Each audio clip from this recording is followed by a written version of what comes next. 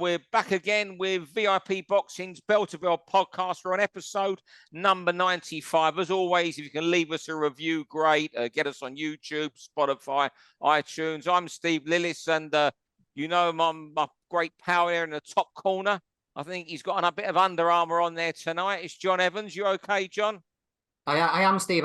You've got to bring your knowledge when we've got Ron Lewis on. So yeah, well, got to be top of your game. I've come up with a couple topics here where I'm just going to throw to Ron.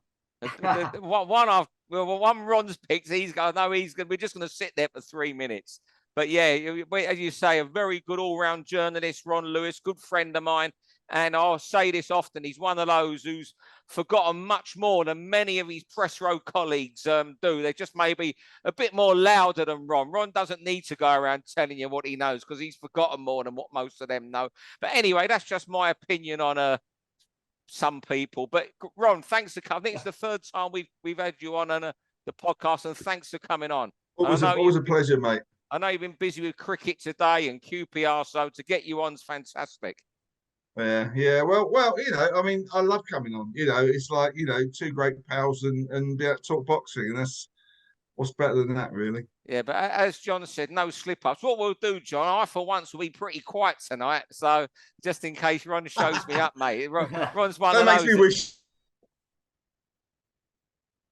John actually done research. Ron's one of those 3 or 4. If you don't know something, you can always ring wrong. He'll know. I'm not just saying that because he's on there. And he supports QPR, which is, you know, not one of Fulham's rivals, but I don't never hold that against Ron. Anyway, we'll kick on. Mr. Evans, have you got your watch and everything? Everything's ready, yeah. And first, what I'm going to start on, you ready, John? Yeah, I'll go. The few retired fighters certainly seem to be raging about the YouTubers. Carl Froch, who heard him the other day, was very angry about them again. I heard him on a podcast the other day on the George Groves podcast, and Tony Bellew is out. But what is it? I'll just see what you guys think make them despise these YouTubers so much. Is it the money they're earning for, just for acting up or performing? Well, what do you think, Ron, has made people like Carl Froch and Tony Bellew despise these YouTubers? I think there is... I think it's possibly the money, possibly the attention, but I think it's where you need to in life. You kind of need to get away from a sort of social media agenda, because if you just believe the things you read on social media, personally, for starters, you'd have a very skewed view of politics. But in boxing, you'd have a very skewed view of boxing because, you know, this is where these guys make it, and you would think that despite a rather strange comment that was put out supposedly from KSI this week, you would think these guys kind of know their place. And I don't know, do you liken it to, to something like, do you remember that film Man on the Moon about Andy Kaufman? The guy was at a taxi and he went into wrestling and that sort of thing. And he sort of fooled around and that sort of thing. And it was all, you know, he played it up and got hated. And that sort of, it's kind of like that. You know, no one can possibly have any illusions about how good any of these guys are. The weird crossover bit is obviously the Jake Paul, Tommy Fury bit. You know, which is, you know, let's face it. If BT have been happy to plug away that Tommy Fury is supposedly capable of being a world champion, then what on earth is going on with him calling out KSI and Jake Paul and that sort of thing?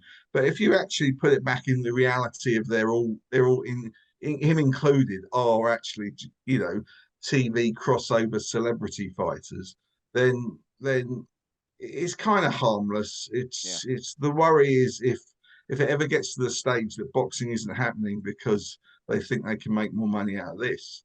And that would be a worrying development, but I think it's got a shelf life, isn't it? All these things have a shelf life, you know. I tell you, I think these for people like Froch and Bellew have got a bit of a right to be pissed off at the money these people are earning, because they came up on the hard way, didn't they? Froch and Bellew in particular, but a lot of these modern fighters, I think they're fed up that the YouTubers are actually better at doing what they want to do. These modern fighters want 20 fights to build the profile and earn big money and don't want to fight anybody. These YouTubers are just building the profile, not fighting anyone and earning a load of money. And I think the boxers the modern boxers who are complaining about it are just a little bit jealous. At least Bellew and Froch put the hard yards in, and we've got a little bit of right to be fed up at these guys getting easy money, I suppose. Yeah, the way Froch and Carl Froch put Jake Paul and Tommy Fury are going, the way they go in, Jake Paul will be considered more of a serious boxer than Tommy. So at least he's active and having proper fights. And an exhibition last week with a mate of luckily one of the camp where that exhibition come about last week. Luckily, a guy that used to train in Bolton lives there now, and that's how they got him in for that exhibition at the last. Yeah, with Matvienko, yeah. Yeah. So they were very, very lucky. That's the time, Steve. All right. Round 2, one of your topics, Ron, King Artur Beterbiev. Oh, yeah. I mean, the complete opposite end of the scale is how exciting is it that a guy like Beterbiev comes over? Yeah. I mean, we grew up in an era where, the idea that you'd be able to see these big stars ever in the flesh would be, would be amazing. It would be like a dream trip to go to America to see, one of these guys like Beterbiev or whatever. And it's one of the great things of boxing in recent times that we've got to see people like Golovkin come over here. I mean, Spence was obviously on the way up, and Crawford was kind of on the way up when they came here.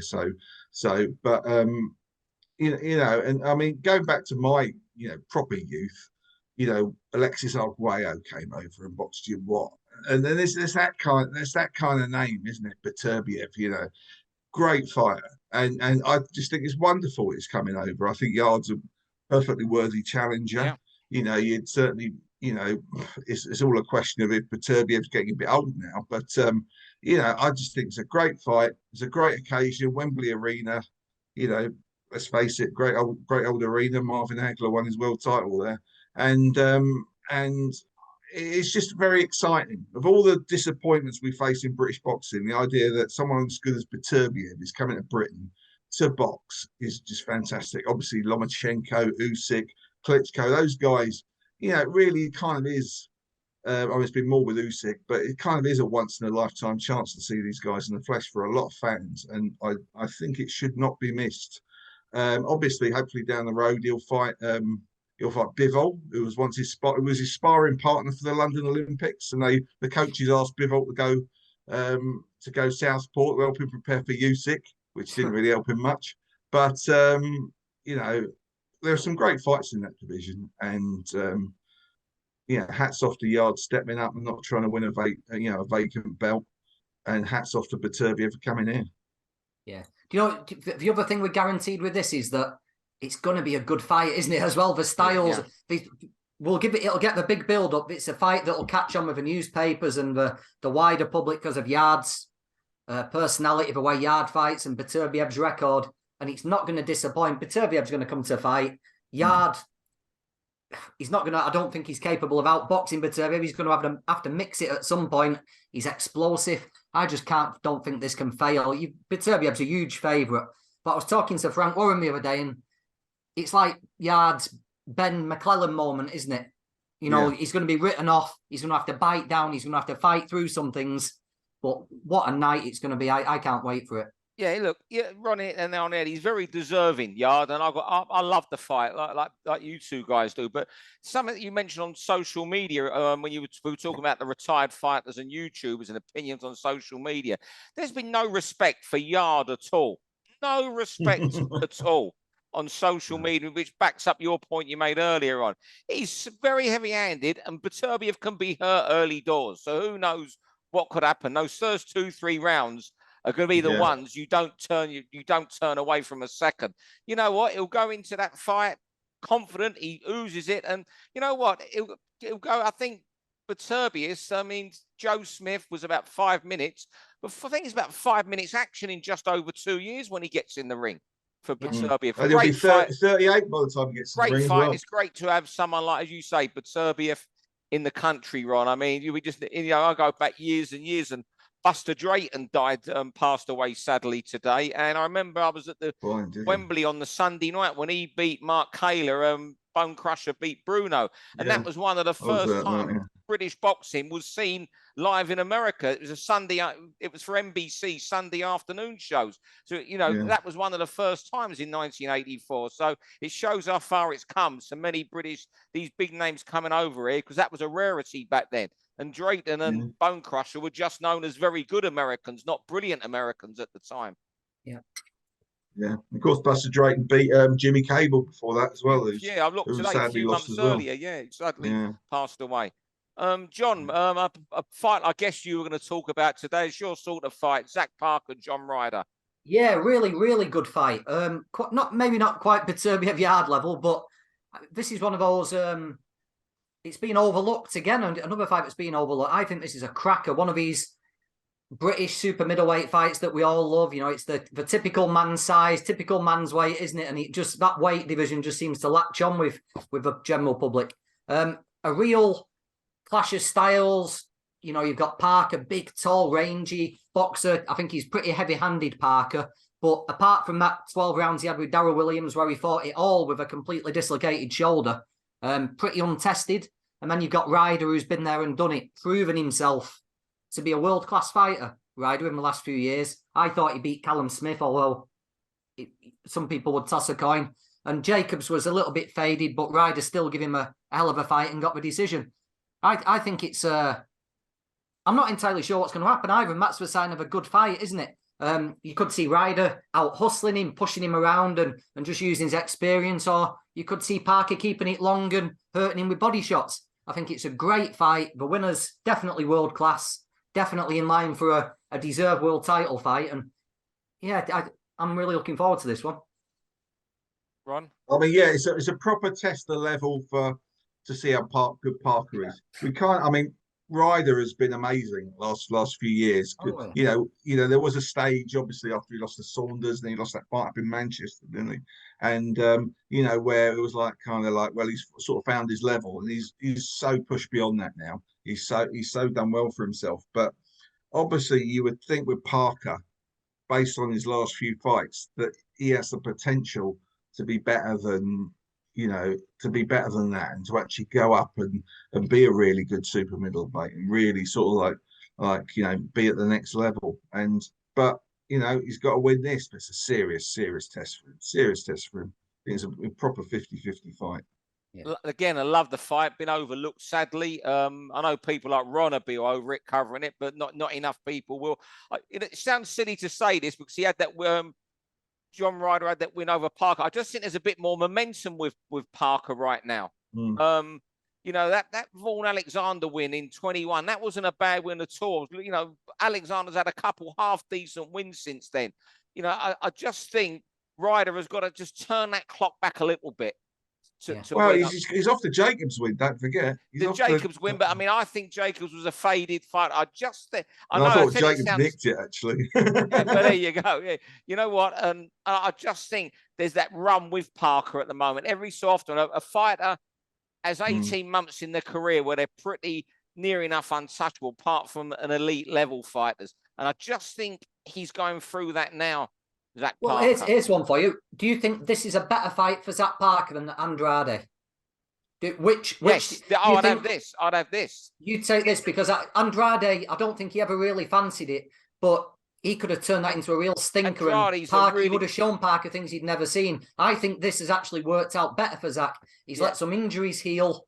He's fighting a British opponent, which makes a lot more noise. And I think style-wise, it helps Zach as well. Oh, style-wise. And Andrade's one of those fighters. If he fought for 3 minutes a round, what he does for a minute in a lot of rounds, what a fighter he would be. Oh. Yeah, absolutely. Yeah, but, you know, it's strange how his career's gone, isn't it? It's so strange. You look back at how good he looked when he fought Brian Rose. In New York. Ago. And he looked like he was going to go on to, this is going to be the next big star kind of thing. But God, it just hasn't happened, is it? Right. Round 4-1, I think Ron will be really good on. Maybe the name of the round's a bit strong. And in Pretender or Contender, Adam Azim and all the hype about him.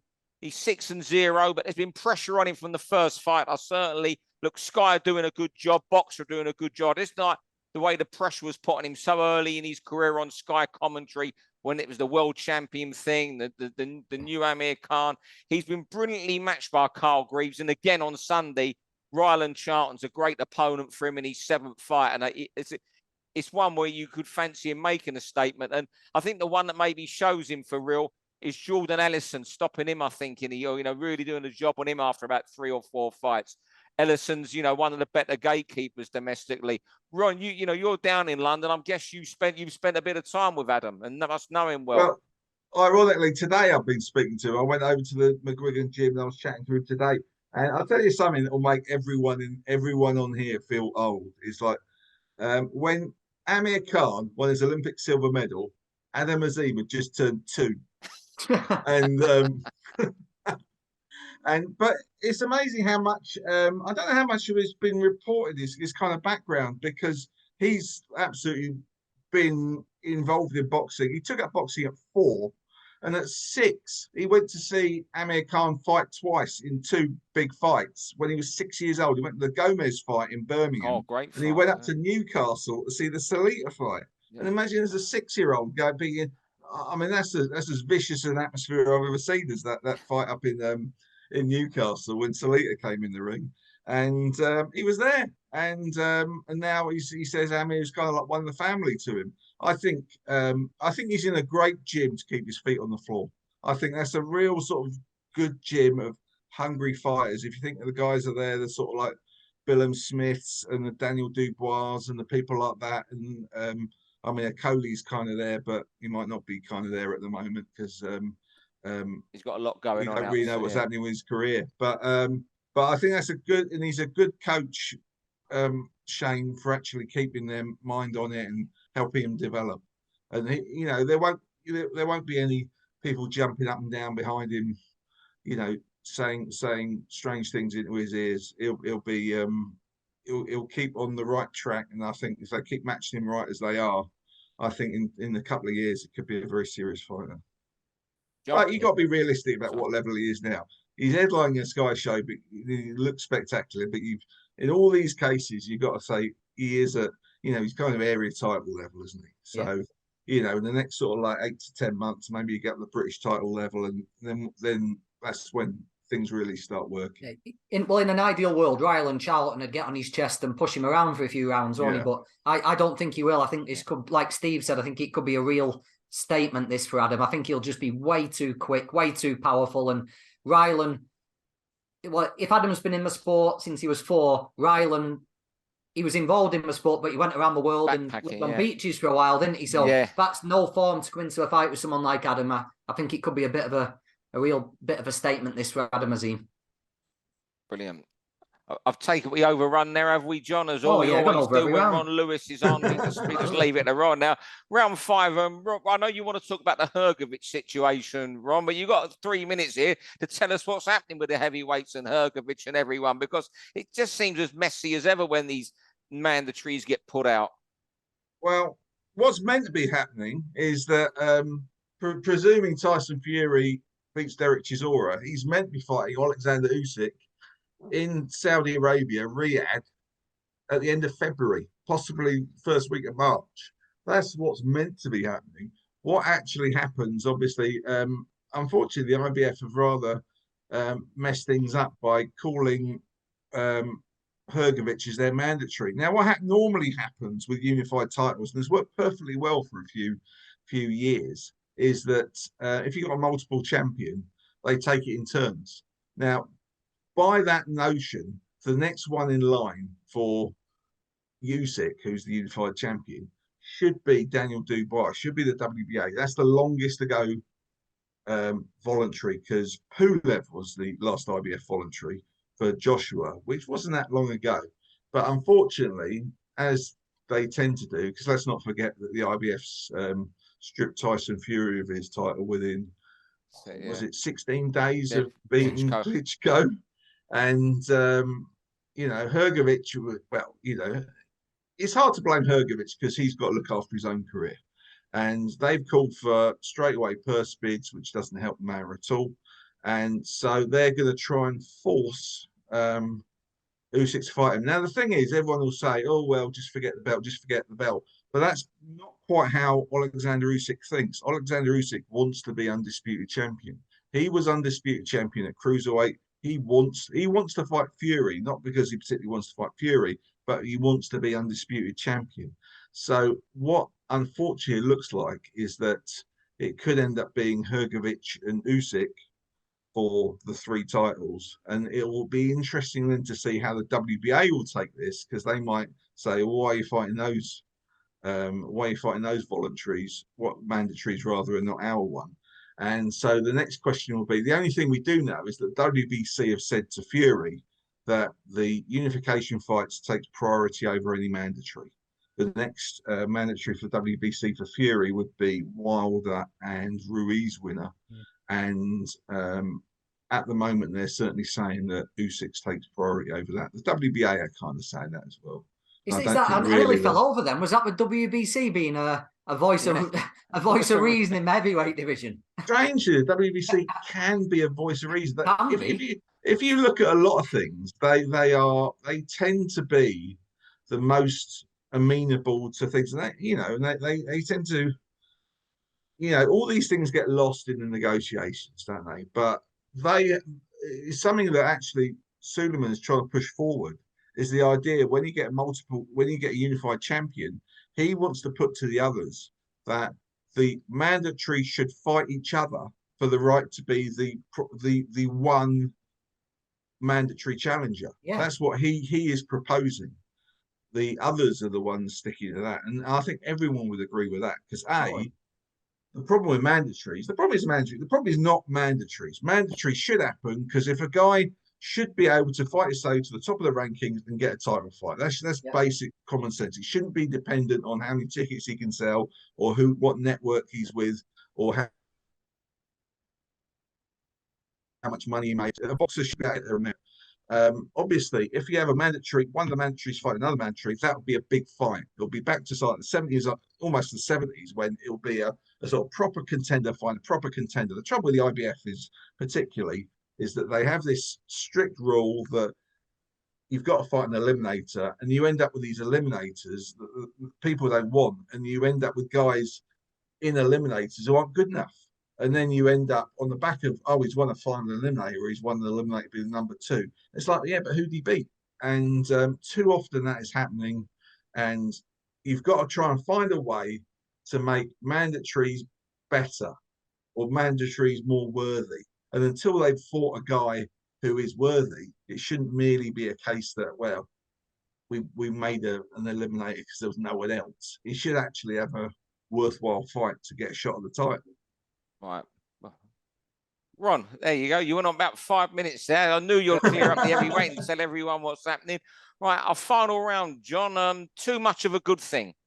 Yeah, I mean, a little bit of a modicum of common sense has come in by them moving one of these shows this weekend to a Sunday afternoon, which I think is quite a good idea, a bit of something unique.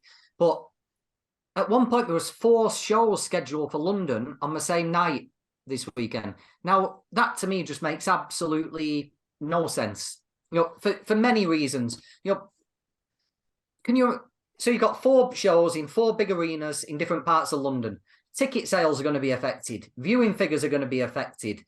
There's not going to be enough opponents to go around, so you're going to get poor imports coming over, getting blown away. So the quality of the show is going to go down. Nobody wins apart from the fighters getting the payday.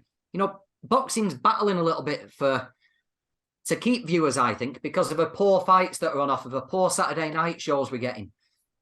Watering it down like that, I just think rather than it being excellent, there's so many shows you can take your pick on Saturday night of watching all the shows. It has the complete opposite effect. There'll be fighters on those cards if they're all on at the same time, and it will happen to a certain extent, who just get completely overlooked. People will be flicking channels while they're fighting, looking for another fight to watch. So yeah, it's great being on TV, getting exposure, but you're battling against 3 or 4 other shows, all vying for people's attention. You actually get lost in the mix. Someone could score a really impressive, hard-fought 8 or 10 round decision over a good opponent, but because it's not thrilling and exciting, people are flicking channels looking for a knockout. I just think it does more damage to the sport than good having all these shows in the same city on the same night. That's why I could go on about it for a long time, but the negatives of it far outweigh the positives. Yep, I agree with you, but you know, you just go back again. You know, you go back to the 80s, and when you could have, I think it was 7 or 14 days, you wasn't even allowed another show in London. Yeah. It was, and you know, I just wish, and we've said this before, for the sake of fans, I wish something more could be done. You know, but I don't see what the board can do. You know, it's going to take promoters who can't even be in the same room as each other to sit down and thrash this out. And also the problem is there's only certain time. One thing promoters moan to me about is even on the small hall promoters is venues. You can only have to take the venues at certain time. And look at how the tickets will have been split. Like Ryder Parker deserves 10,000 people at the O2.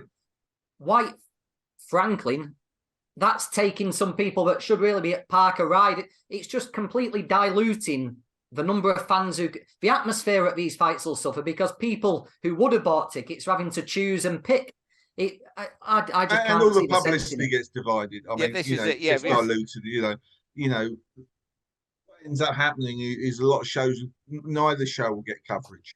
No, and I mean, I know it's up against the World Cup at the moment and that sort of thing, but at the same time, you know, what are we doing? I mean, I haven't actually checked yet, but I'm assuming they've got even press conferences on the same day, and it's just ridiculous. And it's just, you know, so they're forcing people almost to like say, "Oh, do you want to cover that fight, or do you want to cover this fight?" I'm actually accredited for both fights on Saturday night, but you know, I'm leaving that to the offices at Boxing Scene for which one I go to. But and it's a terrible shame because I'd like to go to both. And I'd like to give proper publicity to both, but you know, the bottom line is it's TV companies fighting against each other and promoters fighting against each other. But how much of it do you think is down to the ego of the people making the decisions in TV offices and promoters? 80%. Yeah. I mean, I'd think, you know, that it'd be interesting to say which was up first, but surely we're looking at channels in DAZN and BT Sport who have, if you look what is their general sort of Saturday night stuff, I mean, DAZN wouldn't have any problem, you know, putting on a different day. There's due to be nothing on December the 10th, really, is there? I mean, December the 3rd is obviously Fury. December the 17th, Sky have got a show. But, 10th Warrington in Leeds, isn't it? Oh, sorry, absolutely. Sorry. Yes, I'm going to that as well. But, you know, we end up with this situation at the end of the year that we run out of Saturday nights, but why does it have to be on a Saturday night if you're just crushing up there? I mean, I think it's a nice move. They've gone to the Sunday for the Sky show.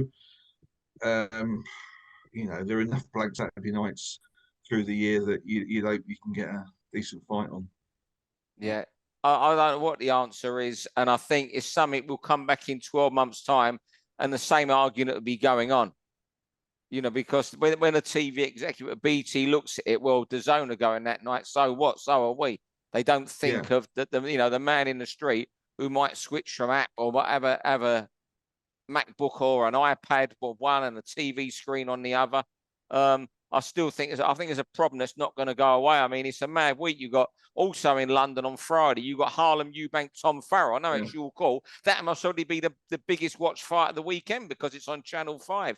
Also got a couple small halls, and I think Saturday you got the BT, the Zone show. There's 5 small hall shows around the country Saturday. Here's a perfect example.